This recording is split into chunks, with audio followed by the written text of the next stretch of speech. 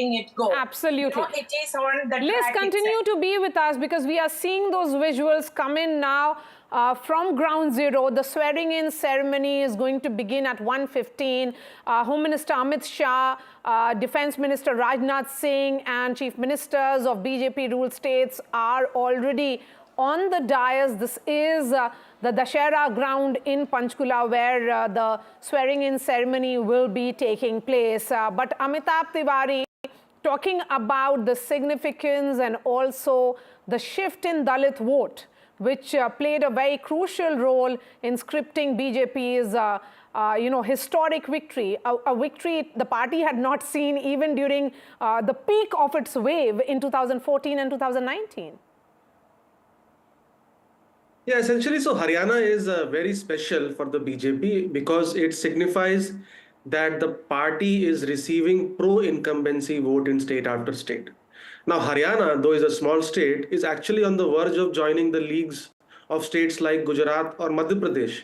And by the way, in Haryana, the BJP has very low base. In fact, in 2009, till 2009, it could not even win 5 to 10 seats. So from that angle, it's a very, very crucial, important state because it also in many ways signifies the importance of the double engine ki sarkar. While we talk a lot about anti-incumbency, Jat consolidation, the movement or the wooing back of the Dalits from the Congress, but this is also a pro-incumbency vote for a large segment of voters, which are OBCs, Punjabi Khatris, and the SCs. Now, if you see in 2024 Lok Sabha election, the Congress party was leading in 13 of the 17 SC reserved seats, whereas in the 2024 Vidhan Sabha election, the BJP was leading in 9 of the 17. And it also focused largely on Valmiki and other subcastes, which is similar to Jatau versus non-Jatau sort of a politics, which it has successfully carried out in UP. So at this point of time, it becomes a state wherein its double engine is working, its social engineering, which is playing sort of an anti-dominant caste politics, plus the social combination of OBCs plus Dalits plus upper caste. That is an umbrella of castes which it has under its bouquet, and that is sort of an unbeatable combination. It also shows that the party takes course correction. Like the Congress party, which we've seen in MP, Chhattisgarh, and even Haryana, which from day one and their supporters believe that the party is winning, BJP never publicly said that it is winning, correct? It took some steps. It knew that it was on the back foot. It devised schemes and policies to get back the SC vote while keeping the OBC and the upper caste vote intact, and also devised region-wide strategies, because we see Haryana as one state. We see that the overall vote share of both the parties are almost similar, but the story lies in the regions. It swept the Gurugram, Rohtak, and Karnal belt, which are its strong bases of Ahirs, Gujars, and the Punjabi Khatri community. Particularly interesting, Amitabh, is that the BJP swept the Rohtak belt, which is seen as the bastion of the Hudas, winning 48 seats in the 90-member assembly, while its political opponent, which was poised to win, was reduced to just 37. Man of the moment, Nayab Singh Saini, arriving there. He will be, in fact, first going to receive the Prime Minister as his plane lands. This is the visual of the dais. JP Nadda, BJP President and Union Health Minister is there. You can also see Assam Chief Minister Himanta Biswa Sarma and Chief Ministers of all the BJP-ruled states from Northeast to others. Anil Vij can be seen as well. He was the Home Minister in the previous government of Manohar Lal Khattar. Security arrangement, let me just give a quick update on that. Massive security arrangement has been put in place, including road enclosures and enhanced security protocol.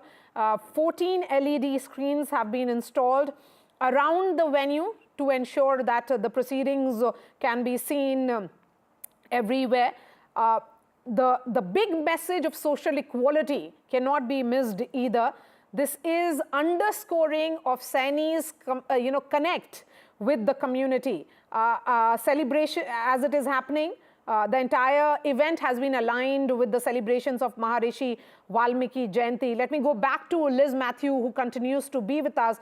Liz, a high-profile ceremony, taking place in the presence of 50,000 people, several notable dignitaries, including Prime Minister, who will be arriving, shortly. But Haryana isn't a Madhya Pradesh or even a Gujarat, which has been bastions of the BJP. This is turning out to be a rival of the BJP or continuation of the BJP power in a state which was not seen as a traditional state for its growth. Yes, Maria. Actually, this reflects the kind of successful narrative the BJP has been trying to build a coalition against this a politics of dominant caste. We have seen in 2014 after Prime Minister Modi took over. So they tried this, they tried Devendra Fadnavis, a non-Maratha in Maharashtra, and a non-tribal in Jharkhand, and non-Jat in Haryana. That experiment was not as successful as the party expected.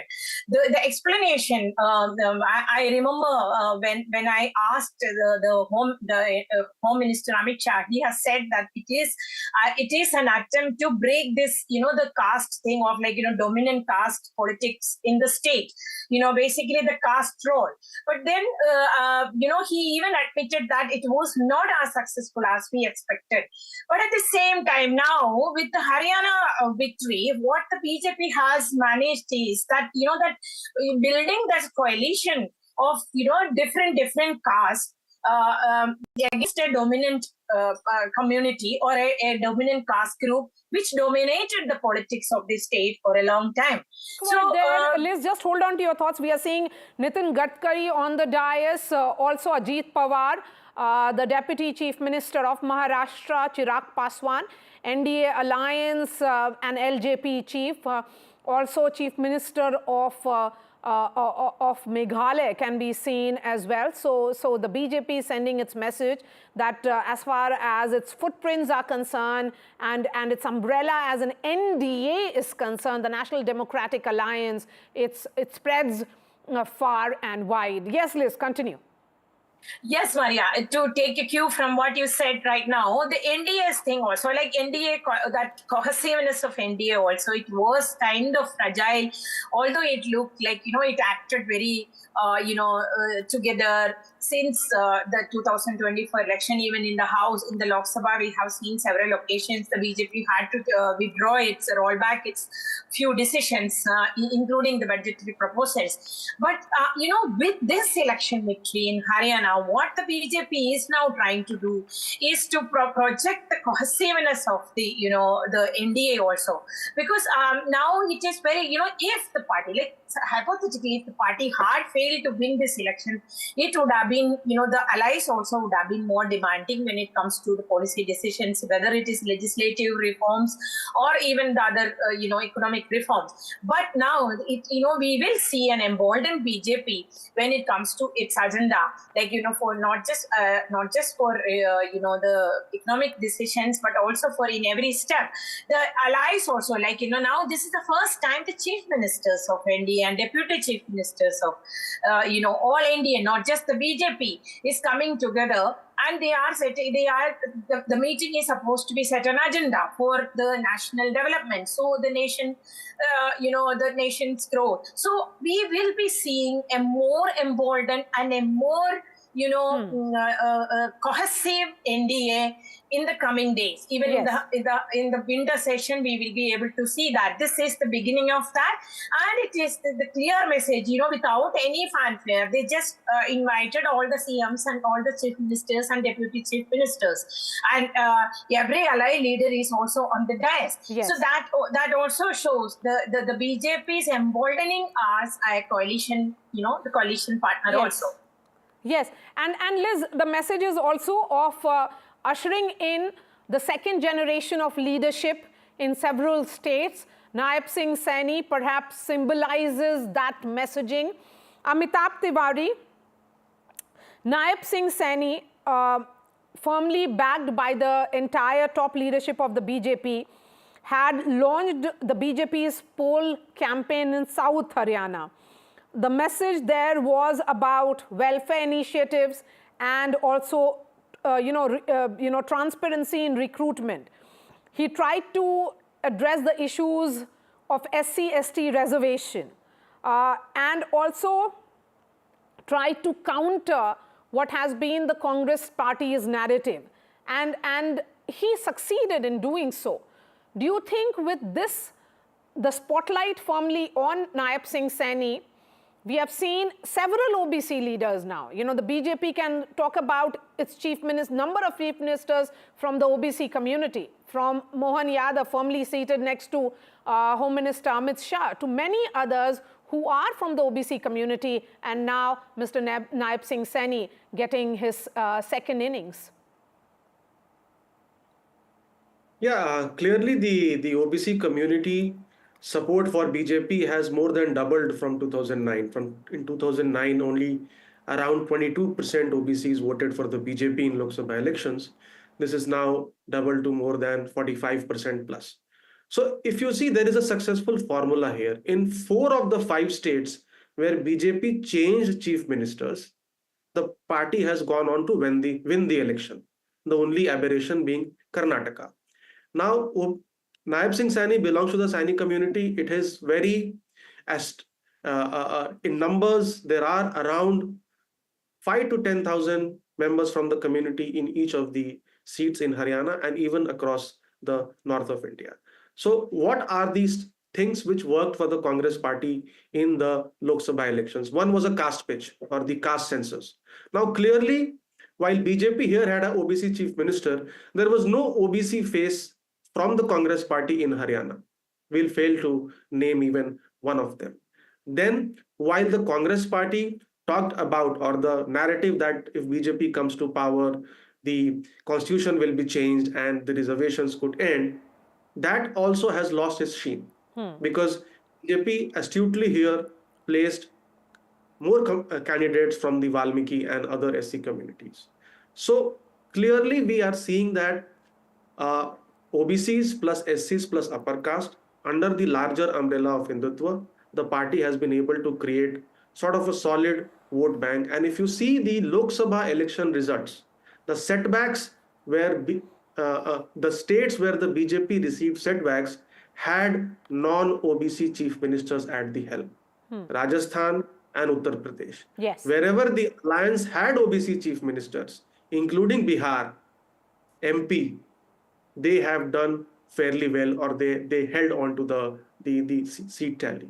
So it's a clear message to the OBC community also, because the OBC caste census has occupied the political discourse for the past 1.5 years, that caste census is one thing, but if it comes to representation and giving power to the backwards, Dalits and Adivasis, it is the BJP who can give power and share a bigger pie of the power with the members of the community, unlike other parties of the India bloc, including the Congress. And Vishnu Desai there, the Chief Minister of Chhattisgarh, seated behind Home Minister Amit Shah. The messaging cannot be lost there. This swearing-in ceremony in many ways represents a very pivotal moment for Nayab Singh Saini and also the BJP in Haryana. It signifies a new chapter in the state's governance and overall for the BJP going ahead. Let me go back to Aishwarya before we slip into a short break. Aishwarya, a word on the safety measures, because we are being told, in view of this high-profile event, the entire region in and around Chandigarh has been declared as a no-flying zone for drones and UAVs. This is to ensure proper security is there during the celebrations.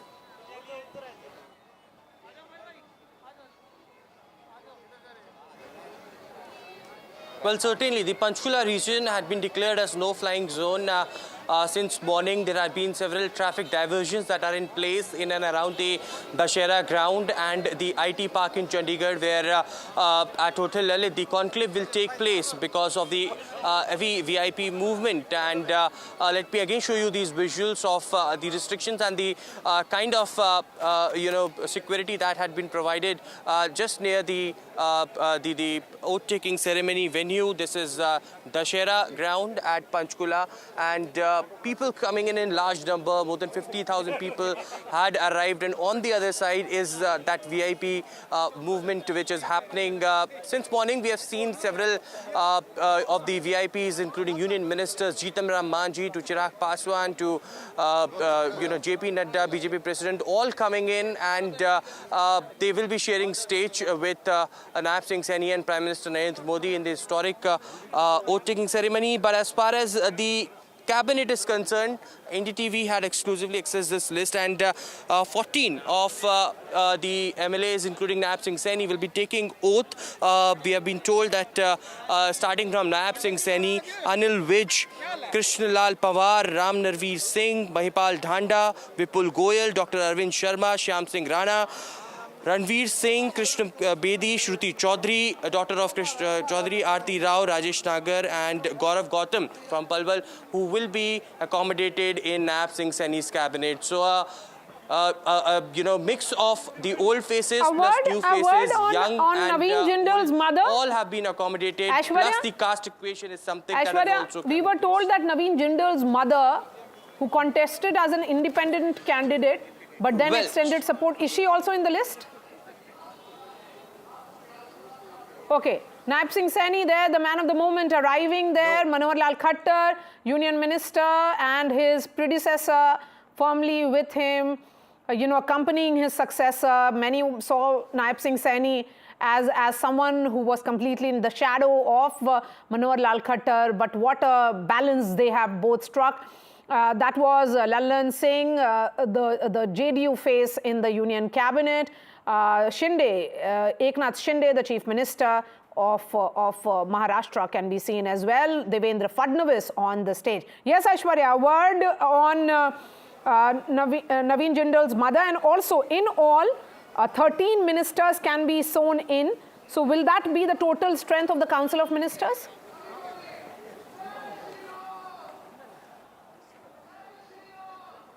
Well, in Haryana, there could be maximum 14 ministers, and all 14 are there today who will be taking the oath alongside with Nayab Singh Saini. 3 independent MLAs who had supported the government, including Naveen Jindal's mother. They, all of those 3 had not got the ministerial position, as they earlier stated that it's an outside support for the government. It's an unconditional support according to them, and this is the support to take their constituencies forward as far as development is concerned. But as far as the cabinet is concerned, we can also see from Panipat to Faridabad, Gohna, and Palwal, Ateli, Ambala. These are a few belts which Bharatiya Janata Party was not really confident of winning, but these MLAs who had won from these constituencies had now been accommodated as the ministers. Some have experience of being a minister in Haryana government as well, and some are the new faces, including Shruti Chaudhary, very interesting name, daughter of Kiran Chaudhary, also now inducted in this cabinet of Nayab Singh Saini. Yes, a fine balancing which was done. You can see the governor of Haryana, Bandaru Dattatreya, also arrive. So any moment the Prime Minister arrives, and then the swearing-in ceremony will begin. Remember, yesterday the legislature party meeting was held, and in a rather interesting turn of events, we did see how the BJP did all kind of balancing with Krishna Kumar Bedi proposing Saini's name, and Ambala Cant MLA Anil Vij, who had himself thrown his hat into the ring, had endorsed it, and all MLAs unanimously backed the choice of Nayab Singh Saini. Remember, Saini had replaced Manohar Lal Khattar as the Chief Minister of Haryana, and was the BJP's chief ministerial face in the assembly elections. Their phenomenal victory had meant that this was only a continuity is the emphasis and the big takeaway. A word on Nayab Singh Saini. He has been a low-profile leader from the backward class. He comes from Ambala district. He began his association with the BJP and the RSS in 1990s. He is an arts graduate from Muzaffarpur. He pursued LLB from Chaudhry Charan Singh University in Meerut. He was the first appointed General Secretary of the BJP's Yuva Morcha in 2002 and became the president of the unit by 2005. And he became the member of the Khattar cabinet as its Minister of State between 2014 and 2019, and he entered the parliament as Kurukshetra MP in 2019. So seen as, and he also served as Haryana BJP president. Nayab Singh Saini there greeting all the dignitaries who are on the dais. We can call it a destiny or BJP's style of politics. What do you say it is here, Liz Matthew? As a journalist who has tracked BJP for several years, they have often worked on this formula where they try to wipe off, or should I say, stave off the anti-incumbency by removing the chief minister. It has worked in 3 states, and it seems to have worked also in Haryana.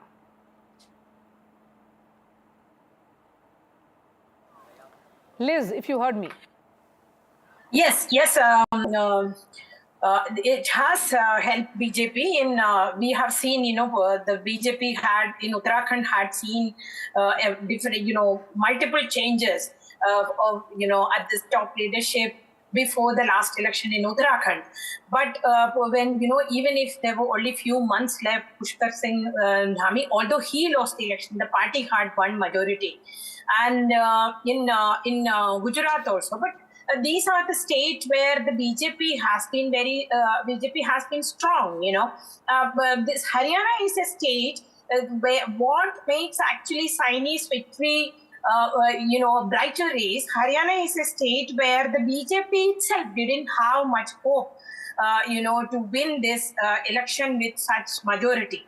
One. There, the BJP strategy. Okay, we can see Chandrababu Naidu now arrived, TDP chief and Chief Minister of Andhra Pradesh, a crucial ally of the union government of the BJP at the center. Chandrababu Naidu in attendance at the swearing-in ceremony. Yes, go ahead, Liz. Yeah, the BJP had, their strategy, they had crafted a strategy for this one to overcome this anti-incumbency. We have seen they are changing almost 60 candidates and, only 30 plus were repeated. And that's one. And secondly, Chief Minister's change, of course, you mentioned. And also, one is social engineering formula when it came to electioneering and candidate selection. They kind of tried to knit together a coalition which caste and, different caste, whoever matters, among the communities were given a hear. They were heard and their representation was taken into. Second, the leadership, there were so many disgruntled elements, of course, because of the entry of some leaders from the Congress. There were so many disgruntled elements in the party, but which actually had affected party's, performance in 2024 Lok Sabha election. The party this time, post that election result, the party has taken care of attending to and listening to every section and every leader. I remember talking to one of those leaders. He said every leader, even if a person who had his influence in 1 or 2 constituencies, we were ready to listen to them and their concerns were addressed. That is it. And also, the mistake they had done was taking, when it comes to this beneficiaries, taking them, the BJP is a party which always from 2019, we have seen, how much focus they had given to this Labhardis. But it was kind of lost. It looked like in some states during the Lok Sabha election, but in Haryana, they again got it together. And, all those, even when I went and people used to talk about what the government had, the welfare schemes from the center on the stage for the women and all. The third thing, the most important thing is that, the BJP used the fragmented opposition very effectively. They, wherever the congresses, the Jat leaders had the, significant influence, the BJP used either smaller parties or the independents to split their vote. So that is why, because we have seen that even if the Congress got majority of the, majority of the Jat votes, the seat in terms of seat, the BJP has higher number of seats, in the assembly election. So I think we can see, Maria, in the coming Maharashtra election also, the BJP would be using more or less the same strategy, where they will stick together a social coalition, and also the distribution will be like that. To counter this Marathwada anchor and all, they would make use of, they would try to consolidate the entire, the non-Maratha community, one, and also try to accommodate the interest or the concerns of the prominent community. This we would be seeing in Maharashtra also, and in Jharkhand, of course. We know that the BJP has to take back its tribal support. The BJP lost all the tribal seats in the Lok Sabha election. So there also we will see how BJP is stitching this formula. I think in the government also more or less it is the same.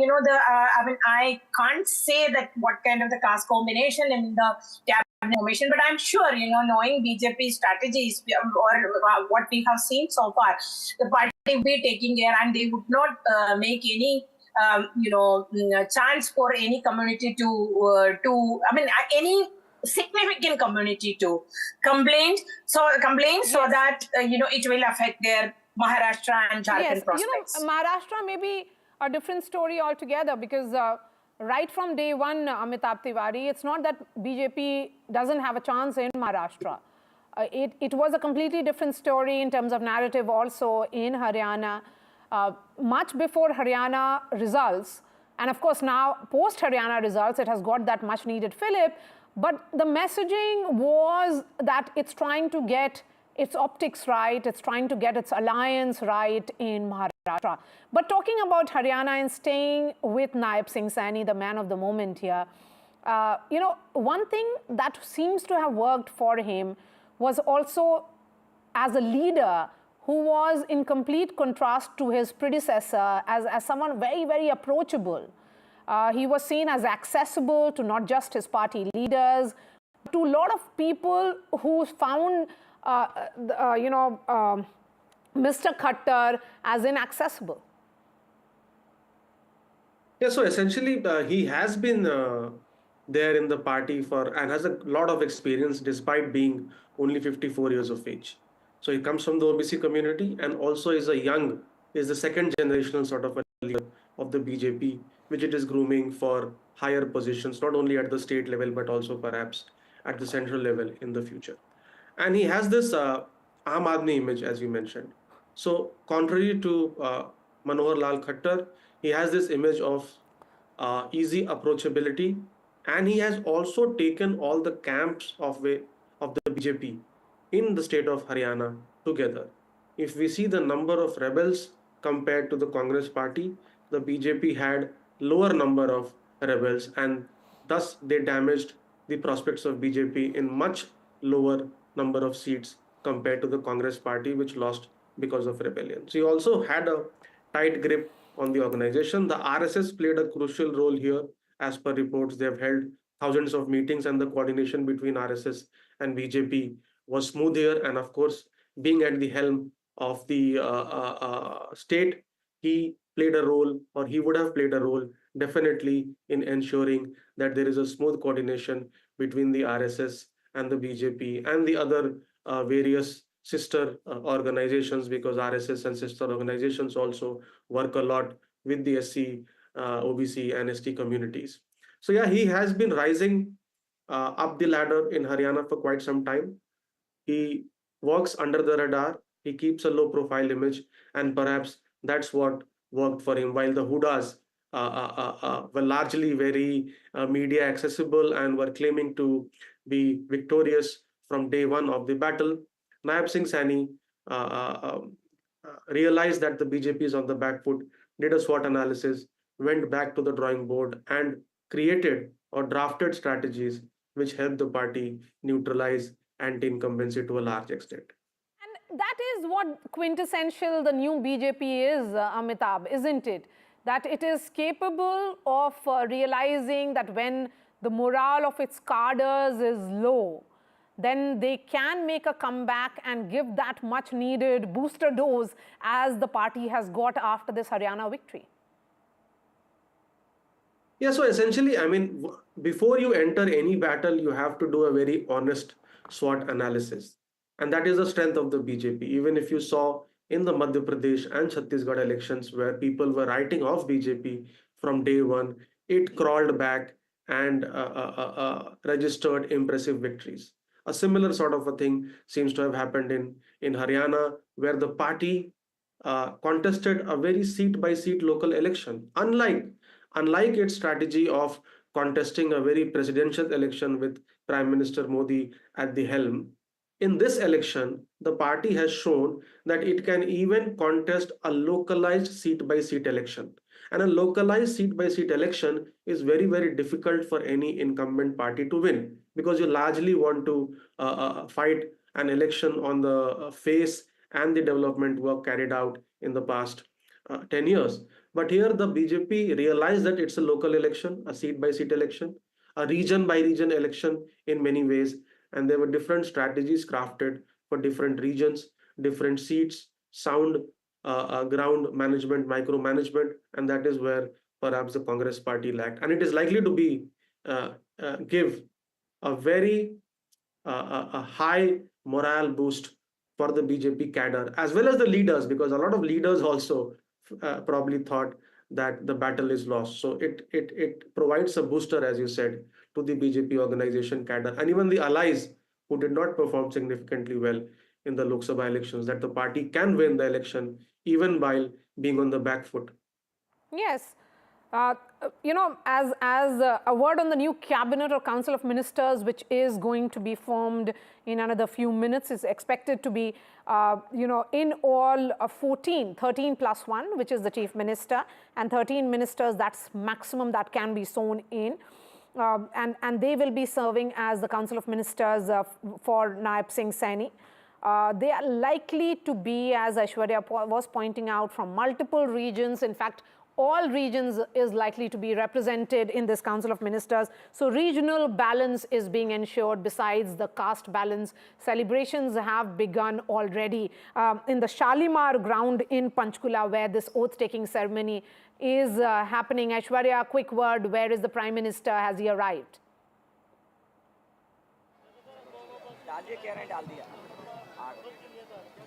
Well, Prime Minister is yet to arrive in Chandigarh. He will be directly coming over here at Sector 5 Dashera ground, where the oath-taking ceremony is happening. But still people are coming in large numbers. Of course, the leaders have already arrived on the stage. Okay, Aishwarya, just hold on to your thoughts. Let's go full frame to the visuals of the arrival of the Prime Minister. The Prime Minister has arrived for the swearing-in ceremony of Nayab Singh Saini, as Nayab Singh Saini's second innings will be beginning any moment now. That is Bandaru Dattatreya, the governor of Haryana, who will be conducting the swearing-in ceremony. Let's listen in to the audio that's coming from the ground.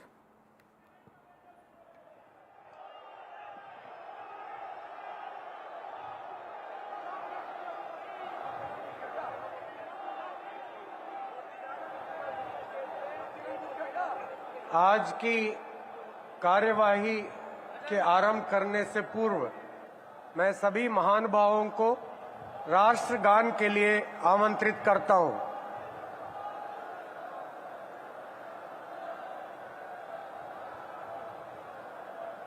जनगण मन अधिनायक जय हे भारत भाग्य विधाता पंजाब सिंध गुजरात मराठा द्राविड उत्कल गंगा विंध्य हिमाचल यमुना गंगा उच्चल जलधि तरंगा तव शुभ नामे जागे तव शुभ आशीष मांगे गाहे तव जय गाथा जन गण मंगलदायक जय हे भारत भाग्य विधाता जय हे जय हे जय हे जय जय जय जय हे।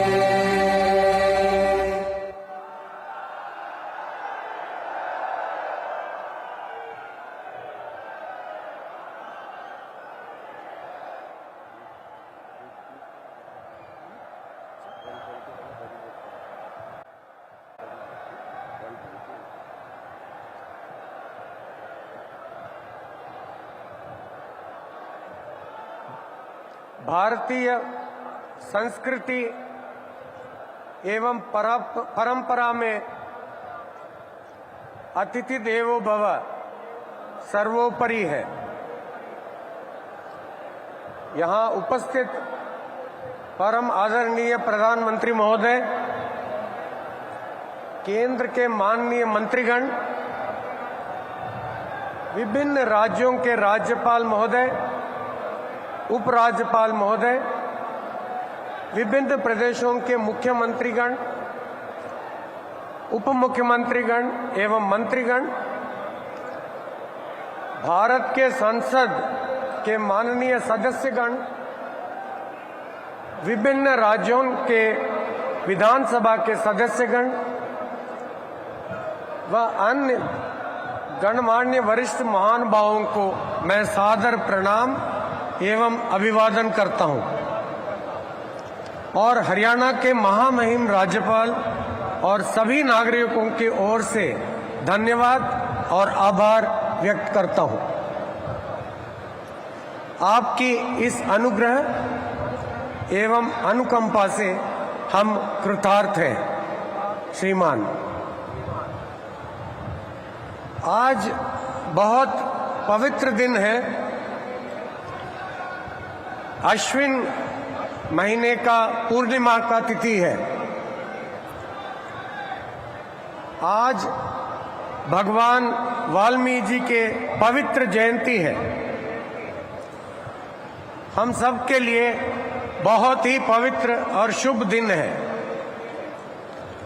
रामायण ग्रंथ के रचयिता को आज हम मनसा वाचा कर्मणः ध्यान और नमन करते हैं।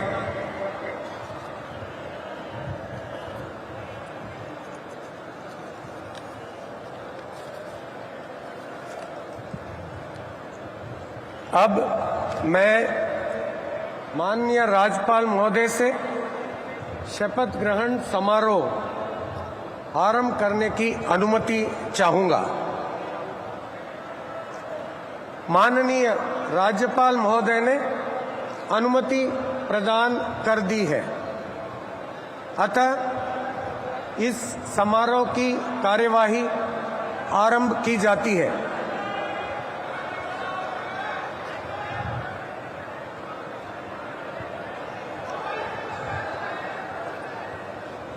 माननीय राज्यपाल महोदय ने श्री नायब सिंह जी की हरियाणा राज्य के मुख्यमंत्री के पद पर नियुक्ति की है।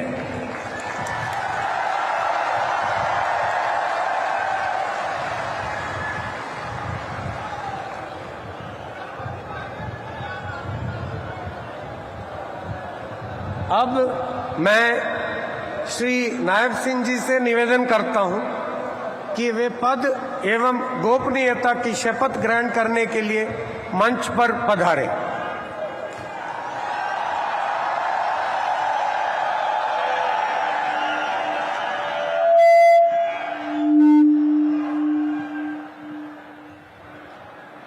मैं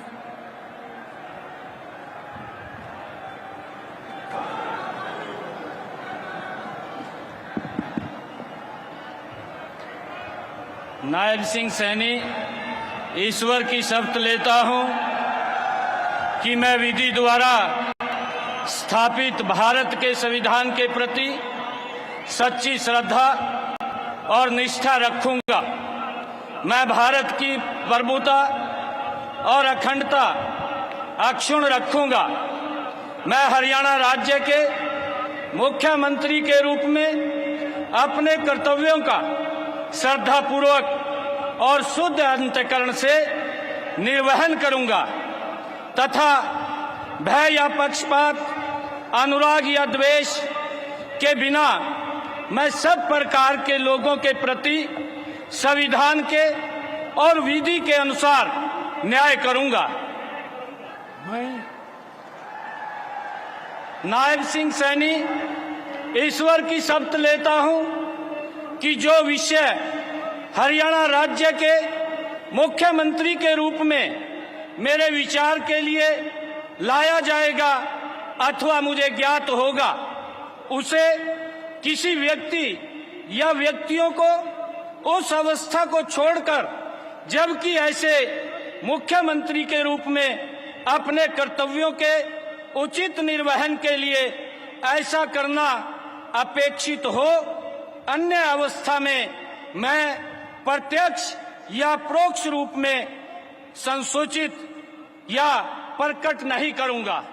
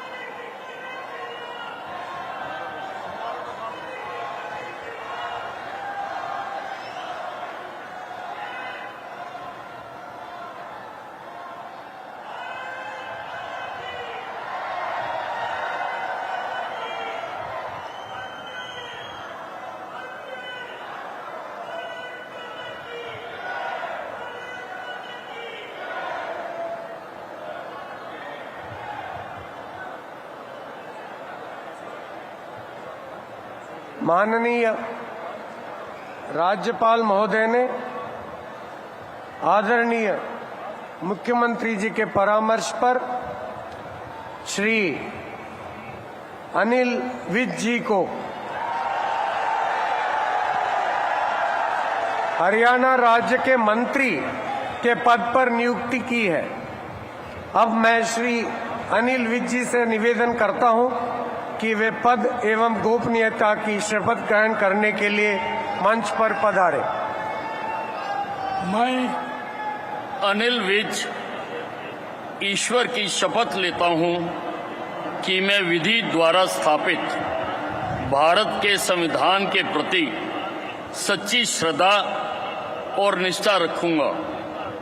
मैं भारत की प्रभुता और अखंडता अक्षुण्ण रखूंगा। मैं हरियाणा राज्य के मंत्री के रूप में अपने कर्तव्यों का श्रद्धापूर्वक और शुद्ध अंतःकरण से निर्वहन करूंगा तथा भय या पक्षपात, अनुराग या द्वेष के बिना मैं सब प्रकार के लोगों के प्रति संविधान के और विधि के अनुसार न्याय करूंगा।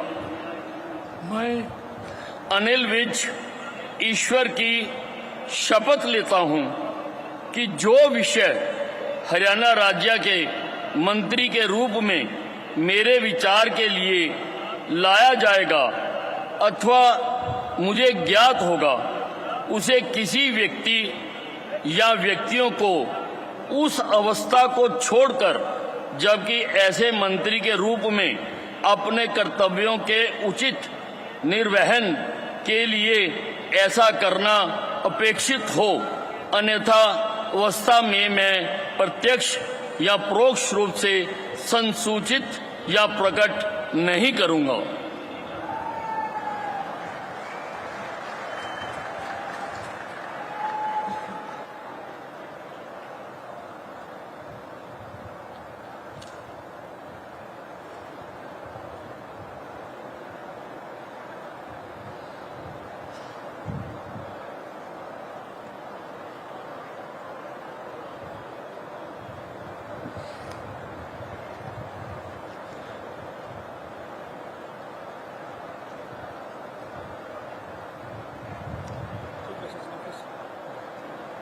मत जाओ।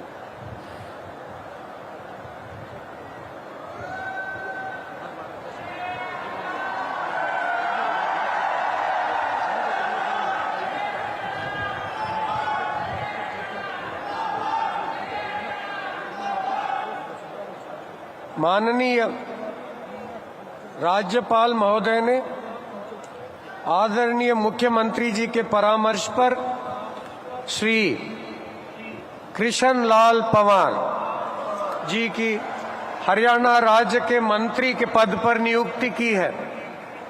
अब मैं श्री कृष्ण लाल पंवार जी से निवेदन करता हूं कि वे पद एवं गोपनीयता की शपथ ग्रहण करने के लिए मंच पर पधारें।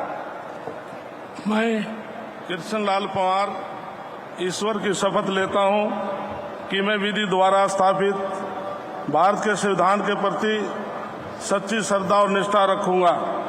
मैं भारत की प्रभुता और अखंडता अक्षुण्ण रखूंगा।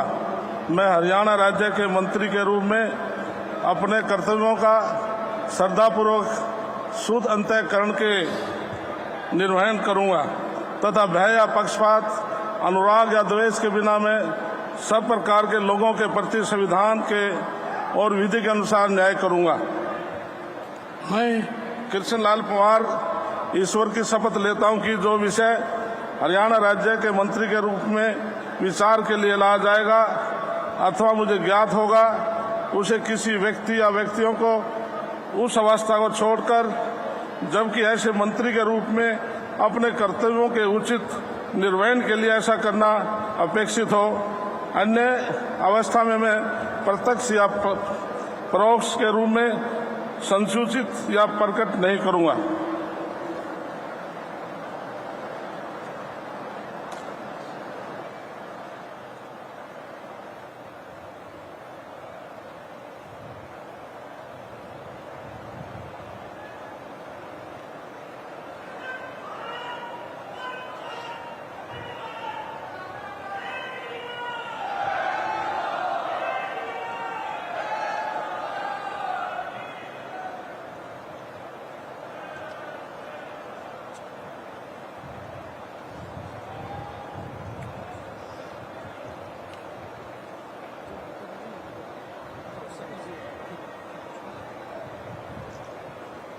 माननीय राज्यपाल महोदय ने आदरणीय मुख्यमंत्री जी के परामर्श पर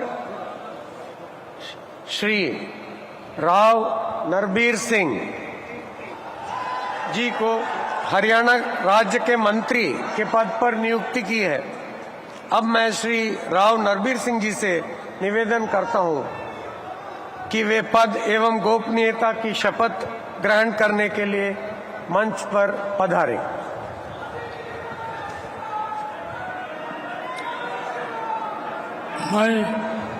मैं नरवीर सिंह ईश्वर की शपथ लेता हूं कि मैं विधि द्वारा स्थापित भारत के संविधान के प्रति सच्ची श्रद्धा और निष्ठा रखूंगा।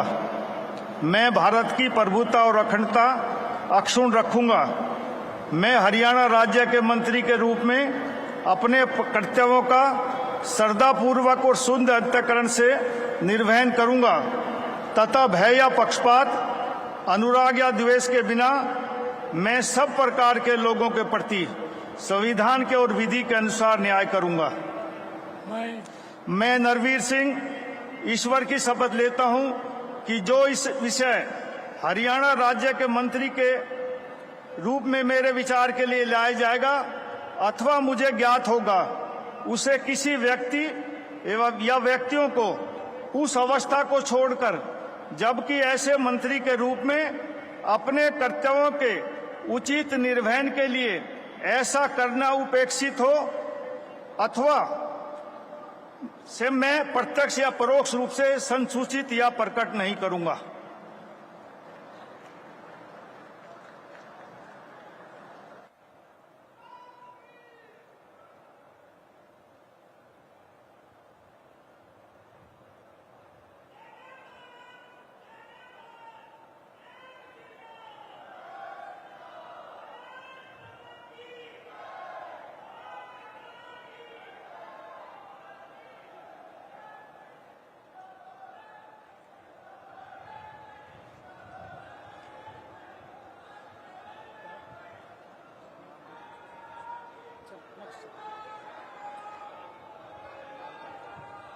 माननीय राज्यपाल महोदय ने आदरणीय मुख्यमंत्री जी के परामर्श पर श्री महिपाल ढांडा जी को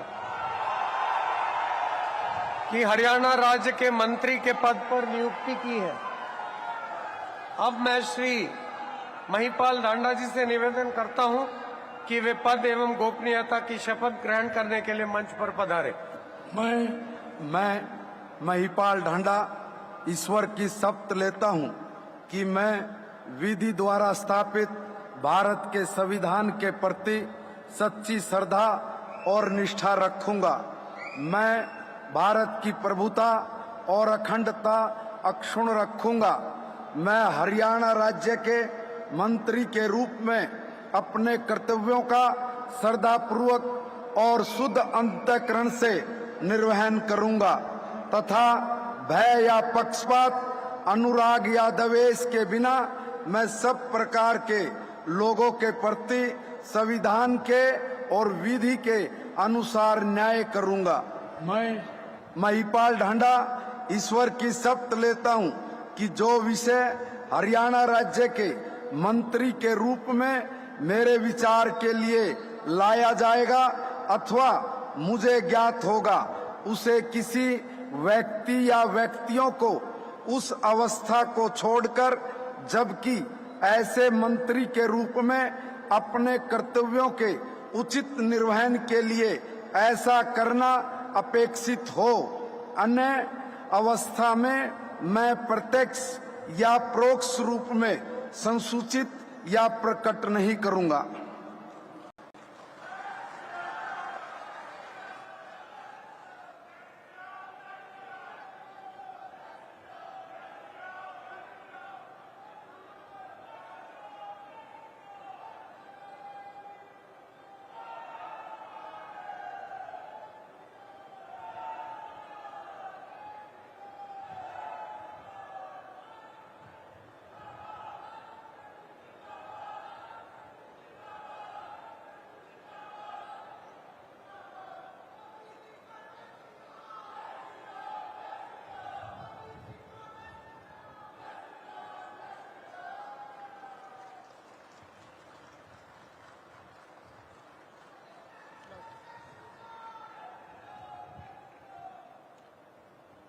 माननीय राज्यपाल महोदय ने आदरणीय मुख्यमंत्री जी के परामर्श पर श्री विपुल गोयल जी की हरियाणा राज्य के मंत्री के पद पर नियुक्ति की है। अब मैं श्री विपुल गोयल जी से निवेदन करता हूं कि वे पद एवं गोपनीयता की शपथ ग्रहण करने के लिए मंच पर पधारे। मैं विपुल गोयल ईश्वर की शपथ लेता हूं कि मैं विधि द्वारा स्थापित भारत के संविधान के प्रति सच्ची श्रद्धा और निष्ठा रखूंगा। मैं भारत की प्रभुता और अखंडता अक्षुण्ण रखूंगा। मैं हरियाणा राज्य के मंत्री के रूप में अपने कर्तव्यों का श्रद्धापूर्वक और शुद्ध अंतःकरण से निर्वहन करूंगा तथा भय या पक्षपात, अनुराग या द्वेष के बिना मैं सब प्रकार के लोगों के प्रति संविधान के और विधि के अनुसार न्याय करूंगा। मैं विपुल गोयल ईश्वर की शपथ लेता हूं कि जो विषय हरियाणा राज्य के मंत्री के रूप में मेरे विचार के लिए लाया जाएगा अथवा मुझे ज्ञात होगा उसे किसी व्यक्ति या व्यक्तियों को उस अवस्था को छोड़कर, जबकि ऐसे मंत्री के रूप में अपने कर्तव्यों के उचित निर्वहन के लिए ऐसा करना अपेक्षित हो, अन्य अवस्था में मैं प्रत्यक्ष या परोक्ष रूप में संसूचित या प्रकट नहीं करूंगा।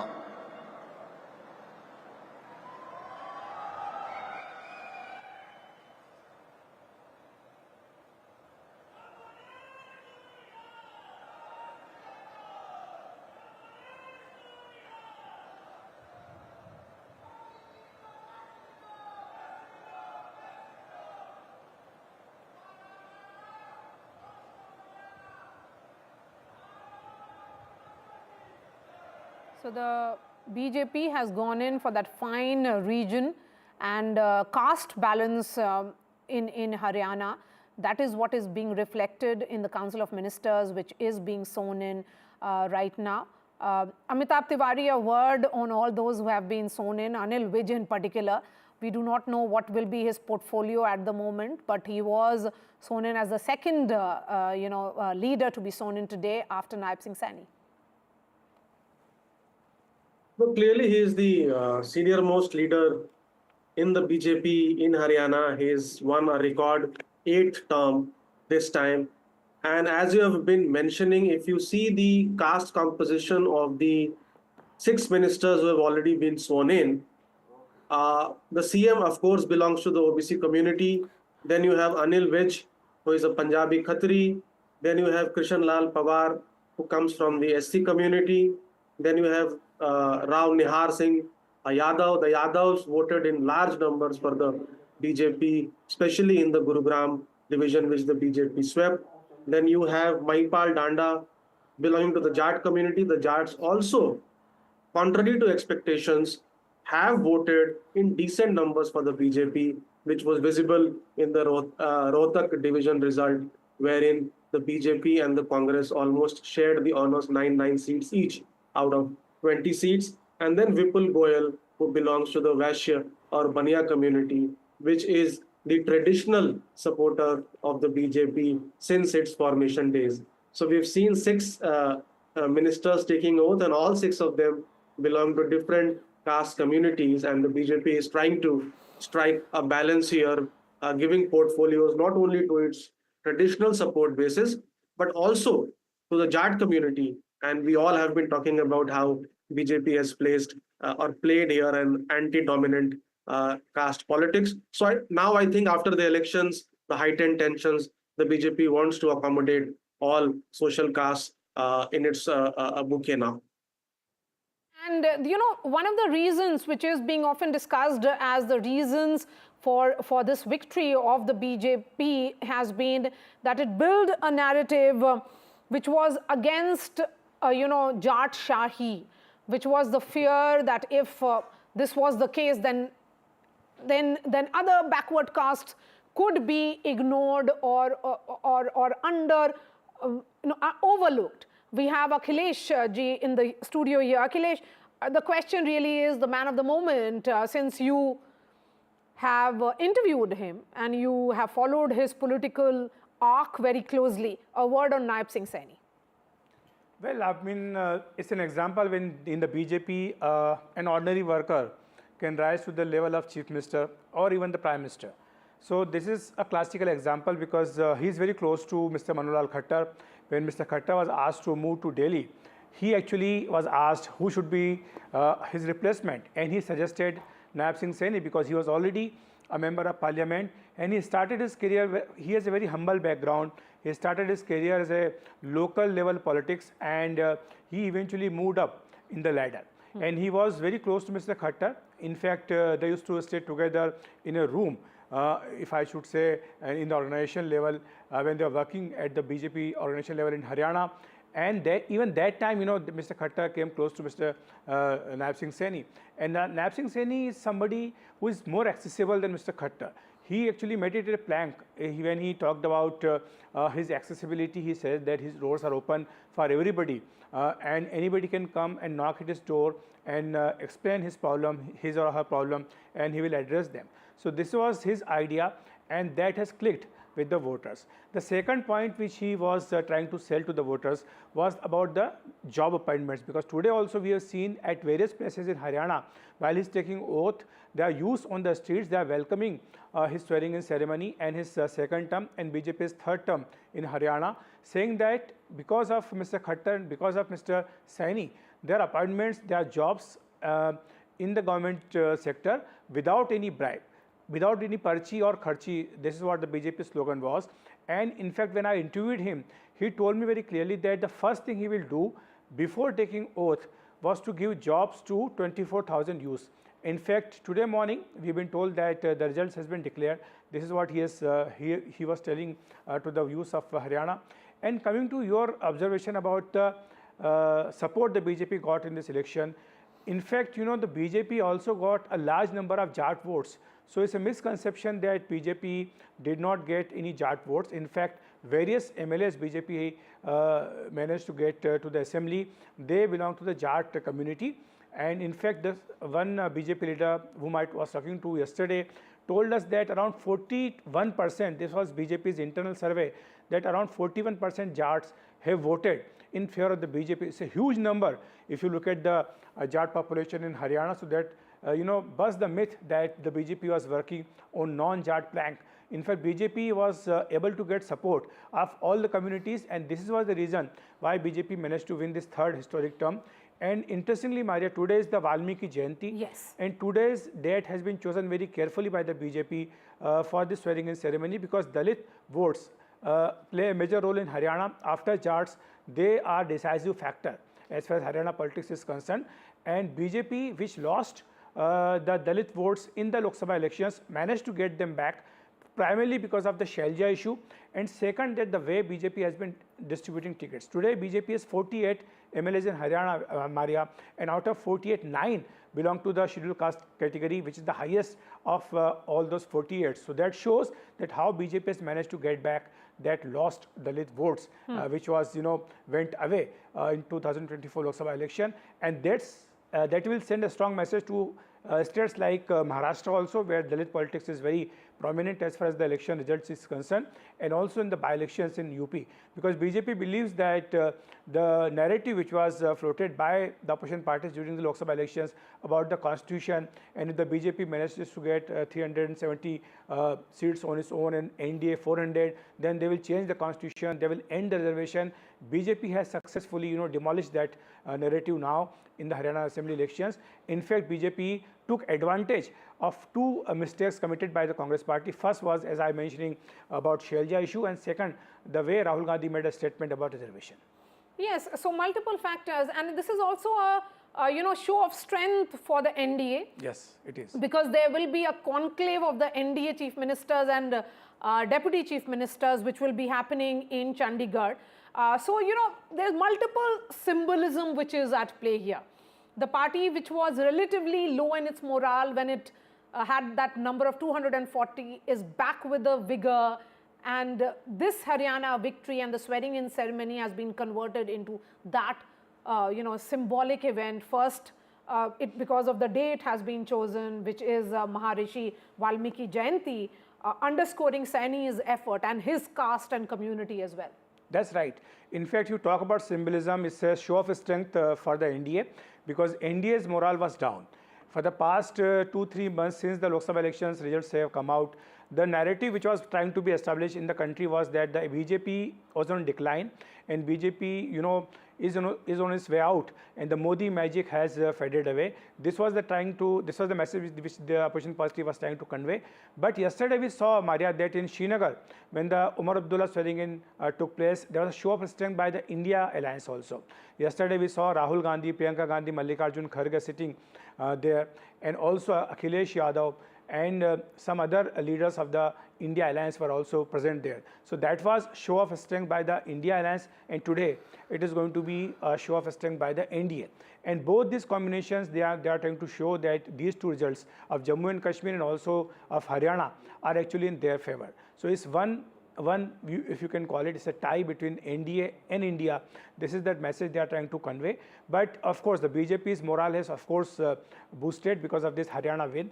And now they are going to two crucial states, Jharkhand and Maharashtra. In Maharashtra, they have a challenge to save their government. And in Jharkhand, they want to take advantage of anti-incumbency against Hemant Soren government. So BJP is trying to win both these states, and the party has been working on the strategy as far as Maharashtra and Jharkhand is concerned. And today's day is very important in the sense that, as we talked about the symbolism behind today's day, they have chosen is because of Valmiki Jayanti. This morning, Nayab Singh Saini, before taking oath, he visited a Valmiki temple in Haryana. And today, Prime Minister Narendra Modi also released a video about Valmiki Jayanti. And now, after swearing-in ceremony, a show of strength by the NDA, where all the BJP and the NDA chief ministers and the deputy chief ministers, they will be taking part in the half-day-long CM, deputy CM conclave, which will be headed by Prime Minister Narendra Modi, and where they will discuss various developmental agenda, governance agenda, and apart from that, 75 years of adoption of Constitution. Okay, so a day high on symbolism. A word also from you, Amitabh Tiwari. What does this day mean for the BJP after Gujarat, then Madhya Pradesh, and now you have another state where the party has been winning? We must talk about Anil Vij, okay. Maria, because Yes, Anil Vij, yes, please go ahead. is somebody who has just taken oath as a cabinet minister. In fact, in the order of precedence, his he was number 2. Number 2. Yes. So that shows his seniority. Yes. And remember, Maria, during the election campaign, he was the one who used to tell the reporters that next time when you meet me, you please come to the Chief Minister residence because I will be there. Yeah. But yesterday when the legislative meeting took place, Mr. Amit Shah was there and Mr. Anil Vij proposed Nayab Singh Saini's He in fact endorsed. He was the second proposal. He was the second proposal. Yes, So, yes. in fact, I mean, BJP sorted out this matter very carefully because BJP knows it very well that be it around Indrajit or be it Anil Vij, they all were a strong contender for the post of CM-ship. But during the campaign only, BJP had made it very clear that if BJP comes to power, Mr. Saini will be the CM. Saini will be the Chief Minister. And Rao Indrajit, in fact, accompanied the Chief Minister and all the BJP leaders to the governor's residence to begin the formality of the swearing-in that we are seeing. Amitabh Tiwari, a word on the swearing-in ceremony, and with that we wrap up this special broadcast. So see, clearly Haryana is joining the league of other states like Gujarat, Madhya Pradesh, UP, where the party has strong organization and support base. It clearly shows that the social engineering and the umbrella of OBCs, SCs and upper caste, which the BJP has created, is a very strong social coalition, which is difficult to beat. I mean, whatever is said and done, there is a section of people who believe in the double engine ki sarkar, and this vote is also a pro-incumbency vote. The conclave of the NDA CMs also showcases the might of the BJP, because in the last 10 years, currently the NDA leads in 70% of land and 68% of the population houses NDA chief ministers. And this is the second best in the last 10 years after December 2017. The BJP has not had many occasions for cheering after the Lok Sabha results. And this also comes as a cause or a way of celebration or a reason to celebrate the victory and move confidently into the Maharashtra and Jharkhand elections. And Shruti Chaudhary will be sworn in shortly. A word on her, and she and her mother actually got that gamble right. Absolutely. She is the one actually... who actually forced her mother. No, Ashok Tawar can learn something from them because Ashok Tawar was the one made the wrong who was move. in the Yes, BJP. right there. Yeah. Shruti Chaudhary. Shruti Chaudhary, yes. Yes. So they MLA were from Bhiwani in Mahendragarh. Tosham, yes. She has won from Tosham and it's their traditional seat. And Kiran Chaudhary is now a Rajya Sabha MP from the BJP. Now her daughter, who is an MLA, will also be a minister. So that also shows that how dynasty is important as far as Haryana politics is concerned. If you talk about dynasty, then Rao Indrajit's daughter, she is also there. She also took oath today as a minister. So all these are there. So BJP actually relaxing the rules that only one from the family will be given a big responsibility as far as the parties and the government position is concerned. So that is also a necessity as far as Haryana politics is concerned. And that actually helped BJP a lot, because they have brought their own votes into BJP's fold, because BJP was facing a very tough challenge as far as Haryana is concerned, and it was anti-incumbency of 10 years, but BJP has managed to defeat it, as Amitabh has rightly pointed out, that Gujarat or Madhya Pradesh, now Haryana also, these states have become a citadel or the fort of the BJP, and that shows that how BJP has able to deliver on the promise of good governance and also managed to equate the caste balances very correctly. Okay, so with that, I think it's a wrap up more or less of no, it's not. There is one more woman, leader who is being sworn in right now. So, the Shapath Grahan Samaroh or the oath taking ceremony taking place at Shalimar ground in Panchkula, which is witnessing history unfold today. We'll try and get a word on her as well, but I think my producer is telling me that we should take a small break. But a word on her. She is an MLA from Ateli constituency in Haryana. She is Rao Indrajit Singh's daughter, Aarti Rao, who is being sworn in. So the BJP trying to really placate senior leaders of the party. She is from the Ahir community. Also, of course, Rao Indrajit Singh's daughter, Ateli constituency MLA. So, I don't think so any of these leaders who were seen as disgruntled have a reason to be disgruntled anymore. Mr. Rao Indrajit Singh was there. Yes. He was sitting next to Mr. Bandarao Dattatreya, was the governor of Haryana, yes, when Mr. Amit Shah submitted the letter of support. So that shows very clearly that Mr. Rao Indrajit Singh, either Mr. Anil Vij, all of them, they've been placated by the BJP. They were promised that they will be given some responsibility. There was a talk that Mr. Vij can be appointed as the Speaker of the House, but of course he chose to be a minister. So he is number 2 as far as this government is concerned. And also 2 women faces. One belongs to the Bansilal family of Haryana, Shruti Chaudhary, and also second is Aarti Rao. She is the daughter of Rao Indrajit Singh. And remember, Maria, Rao Indrajit Singh, somebody who has been able to bring a lot of Hairwal votes, the Yadav votes, yes, in BJP's fold, especially if you talk about places nearby Delhi. That is a stronghold of Mr. Rao Indrajit Singh, though he was also very eager and very keen that he should be given a responsibility of the Chief Minister. He in fact made a statement in this regard also. But BJP was very clear that Mr. Nayab Singh Saini will continue to be the CM face, and he has been appointed once again. Today he has taken oath. It's a big day as far as the BJP is concerned, because third time in the history of Haryana, only BJP has managed to win third time in the state. All right, Akhilesh and Amitabh, thank you so much for joining us. This remains our top focus here on NDTV, because it's not just this event. The oath-taking ceremony now in the last leg, post this, will be the big conclave of the chief ministers of all NDA-ruled states, which will be taking place in Chandigarh. That's going to happen around 3 or 4 p.m. So stay with us. This is our top focus here on NDTV.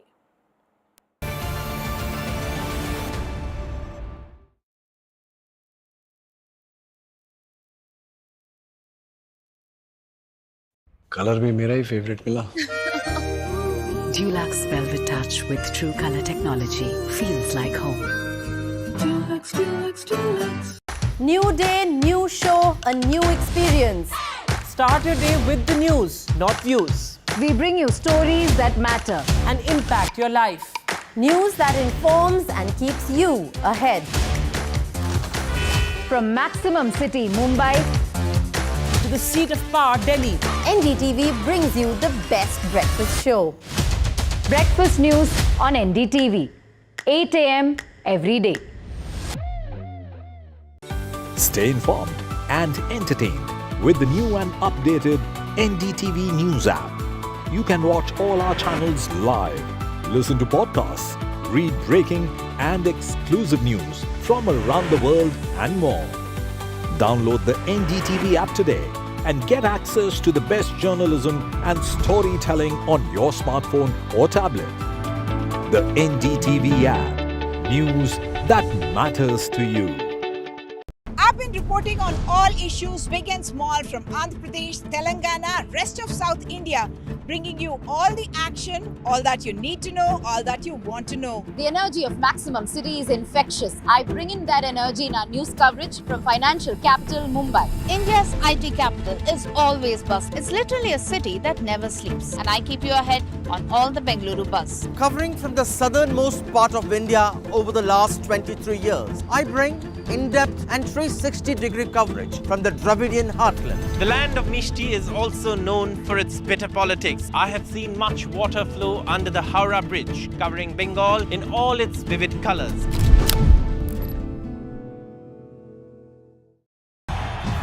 तालियों के साथ हम स्वागत करेंगे आदरणीय मोदी जी का। छत्रपति शिवाजी महाराज की।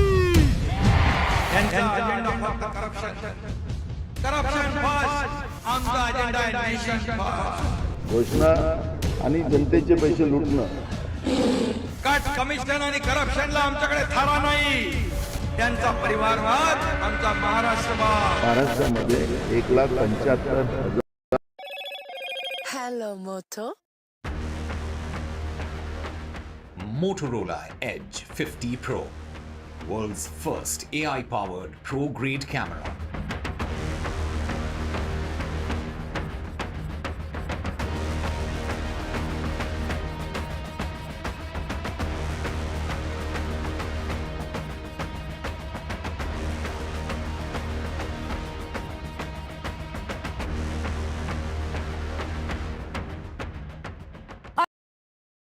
New day, new show, a new experience. Start your day with the news, not views. We bring you stories that matter. And impact your life. News that informs and keeps you ahead. From Maximum City, Mumbai, To the seat of power, Delhi. NDTV brings you the best breakfast show. Breakfast news on NDTV. 8 a.m. every day. Stay informed and entertained with the new and updated NDTV News app. You can watch all our channels live, listen to podcasts, read breaking and exclusive news from around the world and more.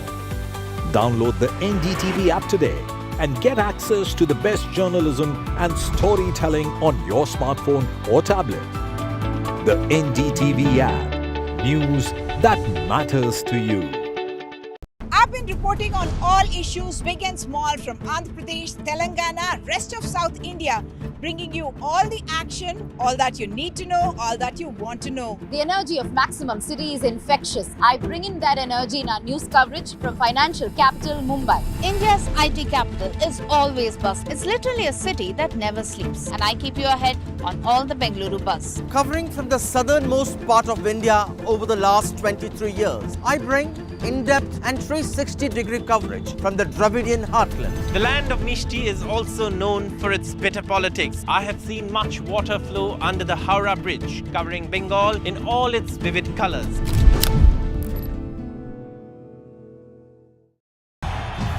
तालियों के साथ हम स्वागत करेंगे आदरणीय मोदी जी का। छत्रपति शिवाजी महाराज की।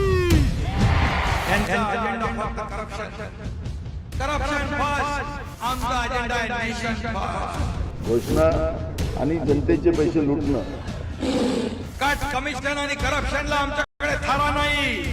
त्यांचा परिवारवाद आमचा महाराष्ट्रवाद. महाराष्ट्रामध्ये 1,75,000 जागा रिक्त आहेत. मग का मिळत नाही? राज्याची जनतेच्या घमाच्या पैशाची तिजोरी लुटण्यासाठी हे सरकार आहे. पूर्वीच्या सरकारच्या काळामध्ये निधी देताना त्यांना असं वाटायचं की त्यांच्याच खिशातले पैसे चालले. शेतकऱ्यांना मोफत वीज देण्याचं काम आपल्या सरकारने सुरू केलं. In a world of shifting power dynamics, India stands tall as a global force. Join us at the NDTV World Summit 2024.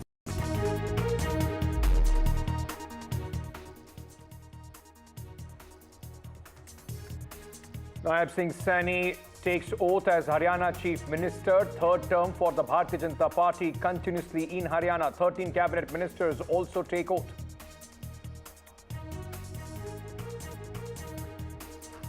Key arrest in Salman Khan house firing case from Haryana. Sukha Lawrence Bishnoi gang shooter apprehended from Panipat.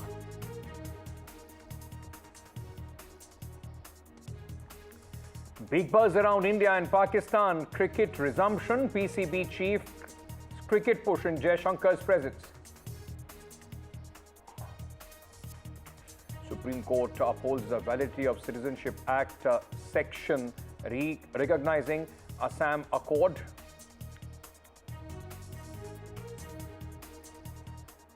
Over 20 people died in the Bihar Hooch tragedy. Once again, questions on Nitish Kumar's prohibition tactics.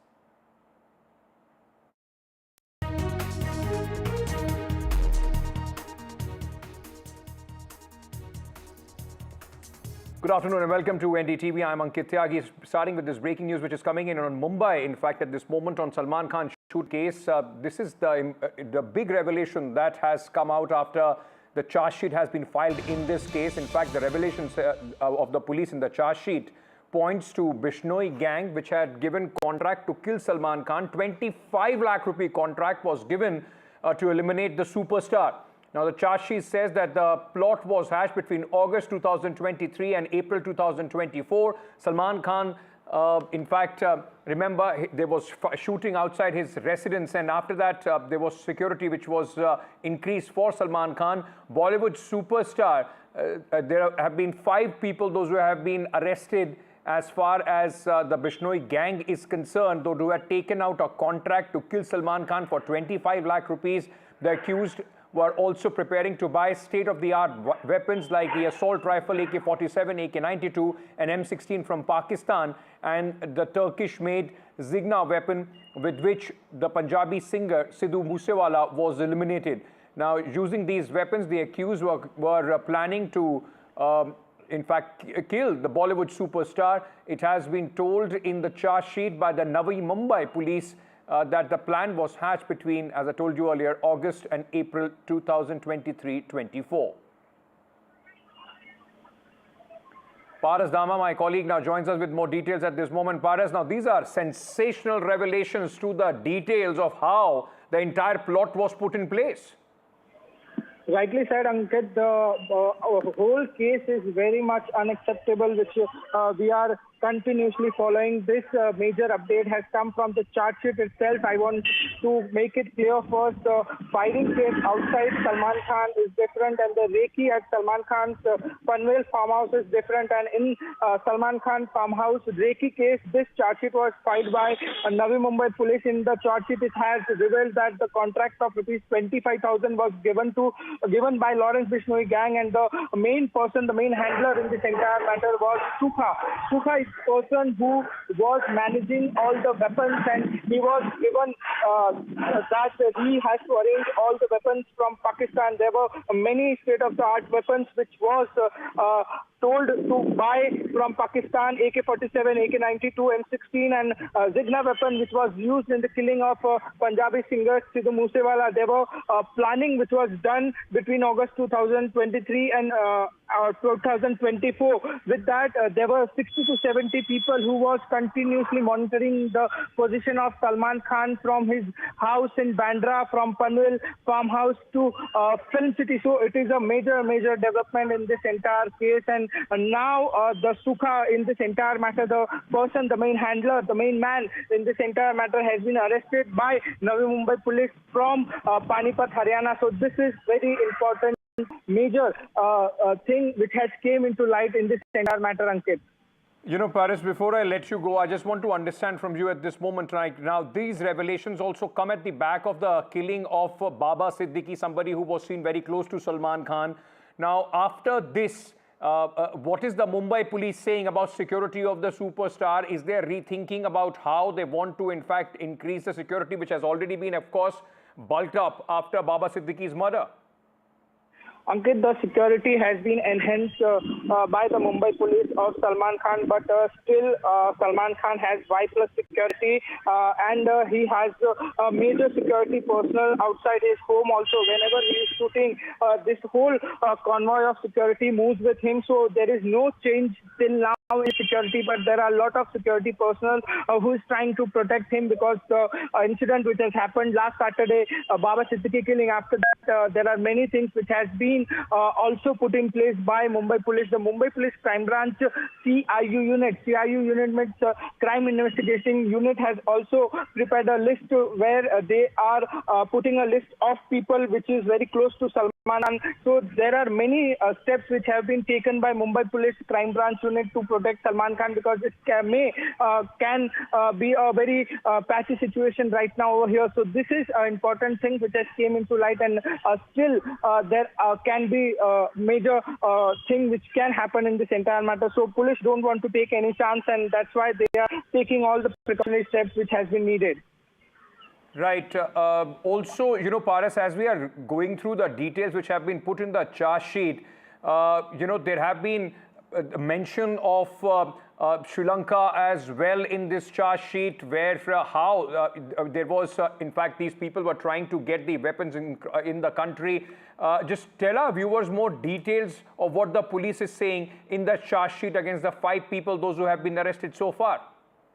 So in this charge sheet, one more important thing has come into light is that this is a normal modus operandi of Lawrence Bishnoi group, that they hire people around 18 years of group that after